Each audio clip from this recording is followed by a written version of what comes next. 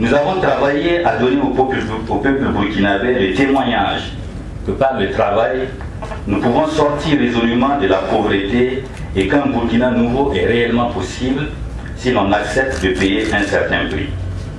Je pars donc avec un sentiment de fierté, celui d'un devoir accompli et surtout en paix avec ma conscience. Et pour être plus précis sur cette question, notamment pour ce qui concerne personnellement, je voudrais dire 3 choses. Premièrement, à tous ceux qui m'ont jugé condamné ici et là, pour ceci ou cela, j'emprunterai tout simplement ces mots au physicien et astronome italien du XVIIe siècle, Galilée, mots qui du reste lui ont valu une condamnation inique, et pourtant elle tourne, avait-il dit. En effet, elle tourne et continue de tourner jusqu'aujourd'hui, s'imposant ainsi comme une vérité implacable.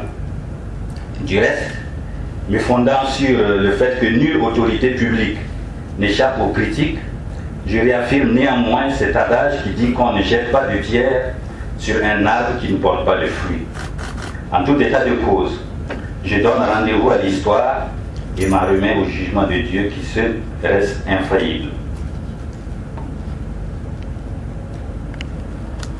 Deuxièmement, la vision stratégique qui a engervé l'action que j'ai pu mener dans son rapport à la mission qui m'a été confiée s'inscrivait strictement dans l'esprit de l'insurrection populaire des 30 et 31 octobre 2015, de laquelle, faut-il le rappeler, le gouvernement de la transition lui-même tient sa légitimité.